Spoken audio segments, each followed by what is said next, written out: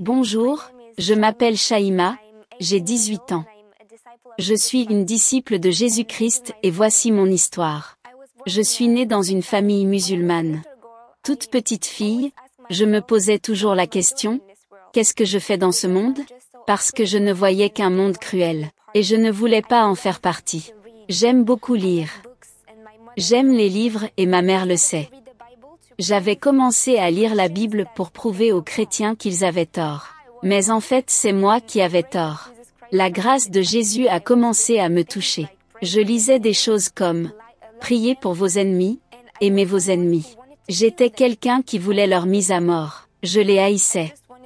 Je voulais juste, oui, les tuer.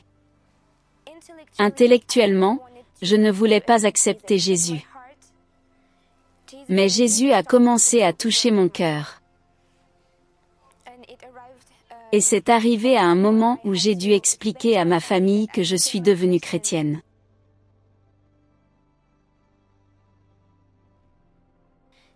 Et donc, je l'ai dit à mon père. Et c'est là que les persécutions ont commencé. Ils ont arrêté de me parler. Pendant un mois, j'étais toute seule dans ma chambre. C'était comme une prison. Dans le passé, j'ai eu à faire face à l'anxiété, à la dépression, suicide et toutes ces choses. Et donc si je restais seule, cela n'allait pas être du tout bien pour moi. La dépression m'avait affectée une fois, elle ne m'aura pas une deuxième fois. Et donc j'ai commencé à beaucoup lire la Bible, tous les jours. Jésus était là avec moi, il m'encourageait. Le Saint-Esprit était vraiment là. Je le sentais, je le voyais. Aujourd'hui ma famille m'a abandonnée. Je suis seule, je n'ai pas de domicile. Ma famille m'a abandonnée, mais j'ai une nouvelle famille. Et cette famille est partout, de par le monde. Et c'est ma famille en Christ. C'est le plus beau cadeau que Dieu m'a donné. Je veux juste encourager les gens, musulmans ou pas, à chercher Dieu de tout votre cœur, parce que Dieu sait où vous vous trouvez. Il connaît vos luttes. Même si vous le haïssez, il vous aime. J'ai pu voir la grâce de Jésus-Christ tout au long de ma vie. Il m'a sauvée du suicide, de la dépression, de toutes ces choses. J'ai été baptisée. J'étais vraiment effrayée en tout premier lieu, mais en même temps dans l'excitation. Quand j'ai été baptisée dans l'eau, des démons qui étaient en moi se sont manifestés. Ce n'était plus moi du tout. Je ne me souviens d'ailleurs même pas ce que j'ai fait. J'ai dû voir cela dans la vidéo de mon baptême. C'était complètement dingue. Le démon s'était manifesté. Ce n'était plus moi. Je frappais Young.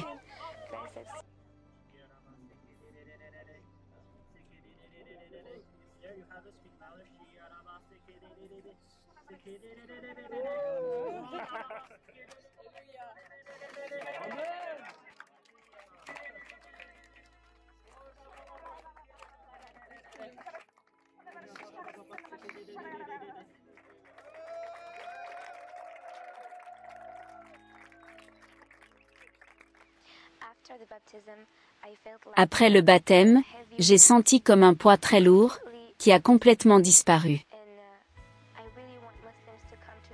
Je voulais que tout le monde vienne à la vérité, de connaître Jésus, parce qu'il les aime. Quel que soit ce qu'ils ont fait, quel que soit ce qu'ils ont dit. Il les aime. Avant que j'abandonne l'islam, j'étais un chia musulman. Il m'attaquait parce que j'étais un chia musulman, et que je n'étais pas un sunnite. Donc à cause de cela, il m'attaquait tout le temps. À l'école, au collège. À un certain point, j'en ai eu marre. J'ai pensé, pourquoi cela? Pourquoi s'attaque-t-il à moi juste parce que je suis différent? J'ai recherché dans le Coran, de manière correcte. J'ai alors vu le vrai caractère de Mohammed. Sa vraie nature. La vraie identité de l'islam. L'islam en lui-même veut dire soumission. Mais la soumission en tant qu'esclave, non pas comme librement. Depuis ce temps, j'ai abandonné l'islam. Et il y en a beaucoup comme moi, mais ils ne peuvent pas parler, car ils seront attaqués. J'ai 21 ans. J'avais 17 ans quand j'ai abandonné l'islam. J'ai été élevée dans un pays musulman, où je ne pouvais pas entendre parler de l'Évangile. J'ai été dans une école primaire internationale. Quand j'avais 9 ans, une fille chrétienne là-bas, m'avait donné une croix et une Bible. Mais je ne pouvais pas lire la Bible. J'ai dû la cacher parce que j'avais peur de la montrer à mes parents. C'était considéré comme un péché de toucher la Bible, et c'était un péché de poser des questions.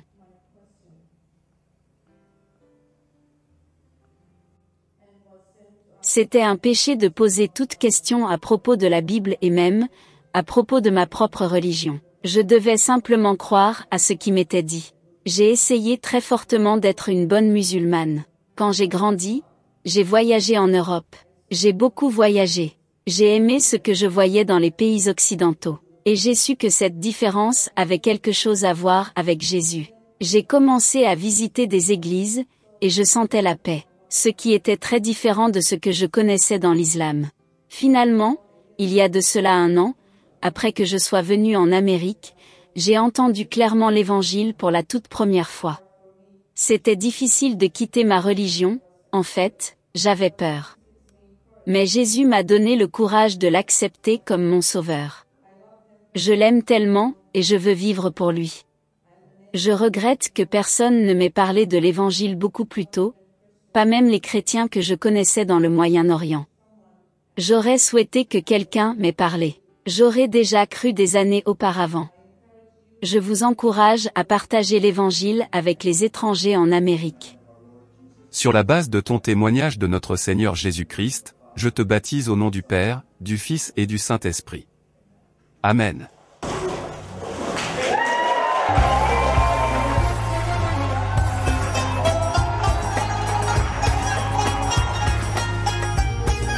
Je veux te dire quelque chose. Si tu es hésitant, ou effrayé de quelque chose, n'aie peur de rien, sinon de Dieu. Si tu as n'importe quelle question, demande à Dieu. Parce que, en réalité, Jésus est le Fils de Dieu. Moi personnellement, je l'ai vu. J'ai demandé à Dieu de me montrer dans un rêve, et Dieu merci, 1 semaine plus tard, il s'est révélé dans un rêve. Si tu es hésitant, demande à Dieu, et il va te montrer. Il te montrera que Jésus est véritablement le Fils de Dieu. En addition, il y a beaucoup d'âmes qui sont perdues, qui ne savent pas ce qu'elles doivent faire de leur religion. Elles n'aiment pas où elles sont mais elles ont peur de changer de religion. Je t'encourage à juste demander à Dieu, demande au Christ. Il viendra à toi.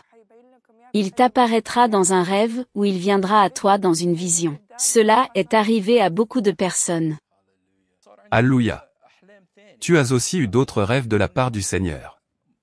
Peux-tu nous en dire un peu plus? J'ai fait un rêve où j'ai vu Jésus, et dans ce rêve, il y avait des paroles venant de la Bible. Avant que je ne lise la Bible, je les avais entendues. Pour que les gens sachent que le rêve venait de Dieu. C'était le jour du jugement, et j'étais en train d'essayer de prêcher l'Évangile aux gens. Il y avait des personnes qui ne voulaient pas entendre et accepter que Jésus est le Fils de Dieu. C'était dans le rêve? Oui, dans le rêve. Et alors que j'essayais de leur prêcher la parole et leur donner des mots en provenance de la Bible, j'ai levé mes yeux et j'ai vu Jésus qui descendait des cieux, dans les nuées. Il était très gigantesque en dimension. Nous savons tous comment le ciel est blanc. Mais l'éclat de Jésus est encore plus blanc que celui du ciel, ou de toute autre blancheur qui existe. Oui, c'est ce que j'ai vu. Quand je l'ai regardé, j'ai senti une telle paix. Bien que l'événement soit apocalyptique, j'ai senti une telle paix. Et je disais aux gens, c'est celui dont je vous parlais, et tout le monde le vit. Une moitié des personnes l'ont accepté, une autre moitié a refusé. C'est en fait la vérité que certaines personnes dans le monde ne vont pas l'accepter. Même quand ils l'ont vu, ils sont demeurés incrédules? Ils sont restés morts en eux-mêmes. C'est la vérité, mais Dieu merci, l'autre moitié des gens, quand ils l'ont vu, ils l'ont accepté.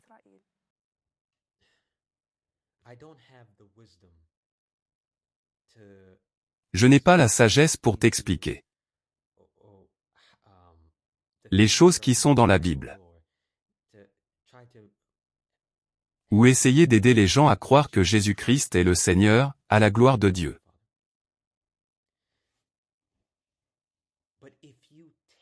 Mais si tu prends le temps, va chez toi. Va dans ta chambre. Mets-toi à genoux. Je veux dire, c'est si simple. C'est si simple. C'est très, très simple. Tout ce que tu as à faire, c'est de t'agenouiller. Sois sur tes genoux. Et dis, Jésus-Christ, si tu es le Fils de Dieu, montre-le-moi. Je veux savoir. Je veux savoir si tu existes. Je veux dire, c'est très, très simple. Chaque personne fait des débats. À toi, à moi, à toi, à moi. Et je veux dire c'est si simple. Mets-toi à genoux. Va dans ta chambre.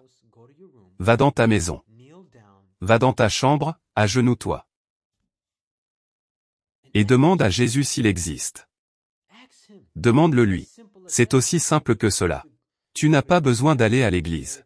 Si tu te sens embarrassé pour cela, va dans ta chambre. Il veut te connaître personnellement. أنا أوصيكم على شيء إذا كنتم مترددين ولا خايفين من شيء أنتم لا تخافون إلا من الله. إذا تبغون شيء اسألوا الله لأنه فعلا مسيح هو ابن الله. أنا من نفسي شفته. الله أنا طلبت من الله يوريني في حلم والحمد لله جاني في مجرد أسبوع وراني في حلم.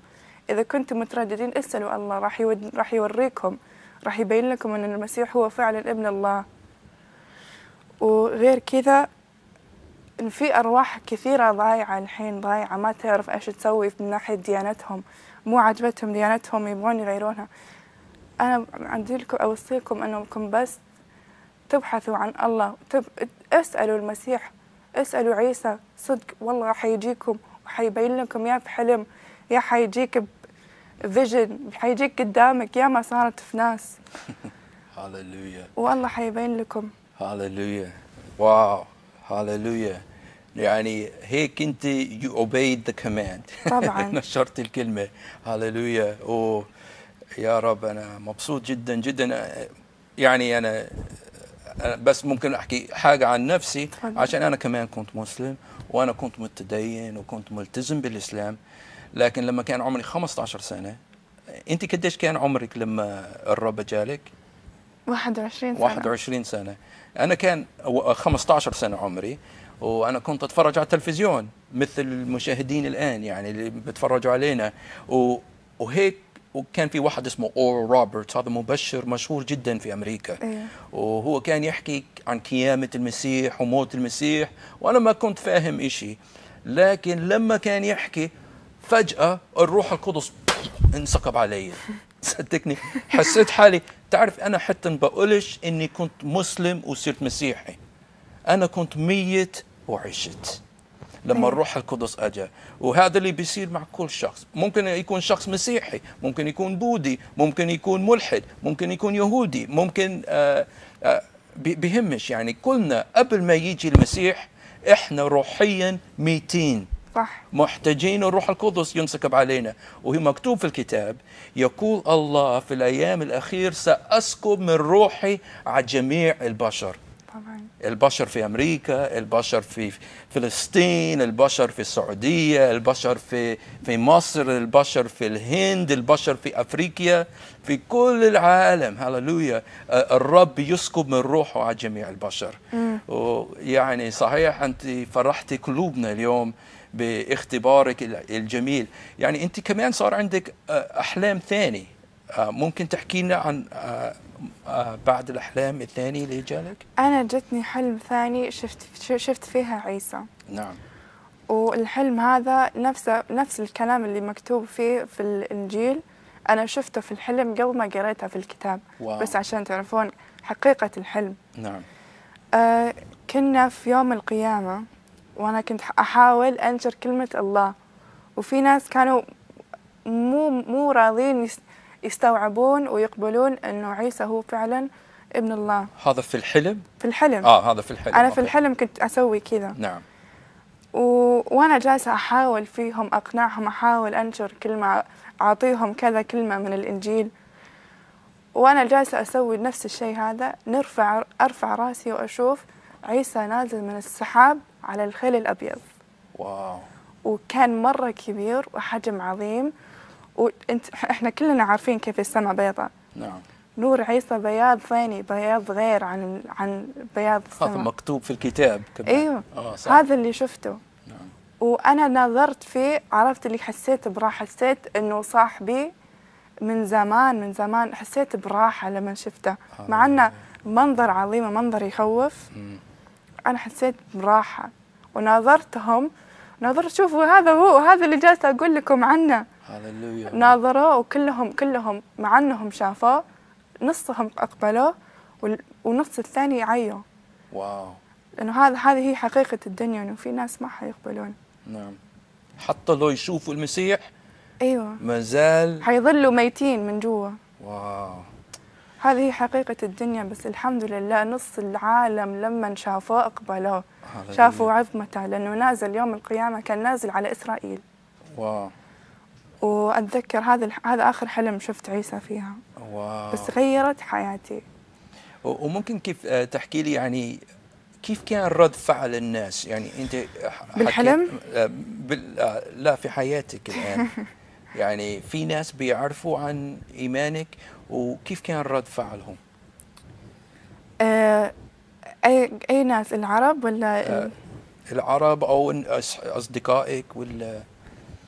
بصراحة العرب هم معطيني حريتي الحمد لله، يعني مع أنهم ضد الشيء هذا تقبلوه لأنه خياري أنا. أيوة. وكل واحد يسوي اللي هو متوقع ربي يبغاه يسويه. فهو يعني الحمد لله الله مسهل عليه أشياء كثيرة، وما حد يعني الحمد لله ما شفت أشياء معاملة سيئة. كلهم متقبلين. نشكر الرب. ومن ناحية الأجانب الأمريكانز مرة مبسوطين، مرة مبسوطين إنه يشوفون المعجزة، إنه واحدة سعودية تقبل عيسى. هاليلويا. الحمد لله. نشكر الرب.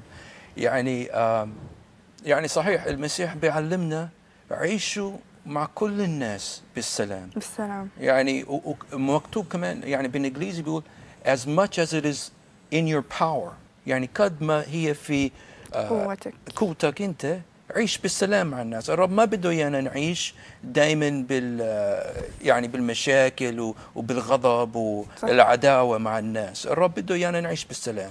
هذه مشيئة الرب، يعني مكتوب هيك. عشان هيك أنا مبسوط إن أنت لقيتي قبول بين الناس وحتى بين العرب، يعني بالنسبة لإيمانك. وممكن يعني أنت الآن بتحضري كنيسة؟ إيه الحمد لله. وهل بتشتركي في الخدمة فيها؟ أشترك معاهم 4 أيام في الأسبوع. نعم. إيش ممكن تحكي لنا يعني إيش اللي بتعمليه؟ إحنا طبعا يوم الأحد نروح نعمل Sunday service. نعم. في نروح في Mondays وفي Thursdays وفي Tuesdays. هي عبارة عن نجتمع ونجيب ناس ما يؤمنون بعيسى، ما يؤمنون فيه. نعم. وندعي، وفي طبعا يغنون أغاني، في باندز يجون يغنون، وإحنا طبعا معاهم ونساعد الناس هذول اللي يبغون يقبلون عيسى بس مو عارفين شلون. نعم. هاليلويا. ويعني الحمد لله كل يوم. واو. صحيح يعني اختبارك، يعني نشكر الرب يسوع من أجلك ومن أجل طاعتك للأحلام اللي يجولك من الرب. ويعني ذكرتينا إنه إلهنا حي طبعا. وذكرتينا عن محبة المسيح لكل الناس، عشان مكتوب في الكتاب هكذا أحب الله العالم حتى بذل ابنه الوحيد لكي لا يهلك كل من يؤمن به بل تكون له الحياة الأبدية. وممكن من المشاهدين بس أشجعكم اليوم زي ما عملت أختنا، ممكن أنتوا اليوم شاكين، ممكن أنتوا اليوم في جواكم جوع أو عطش روحيا، وتتمنوا إنه الرب يجي ويروي هذا العطش اللي فيكم. أشجعكم تعملوا زي ما عملت أختنا. قول لله يا الله إذا المسيح هو ابنك، إذا المسيح مات على الصليب عشاني، يا رب تعال اثبت لي محبتك، خليني أعرف محبتك. يا رب أنا محتاج إنك تروي العطش اللي فيه، عشان إلهنا حي وهو موجود وهو عندك الآن، وهو بحبك بمحبة أبدية. وأنا نشكركم المشاهدين على وجودكم معنا في هذه الحلقة خاص من البرنامج إله المعجزات على قناة حررني يسوع، ونتمنى نكون معكم في المستقبل، وربنا يكون معكم.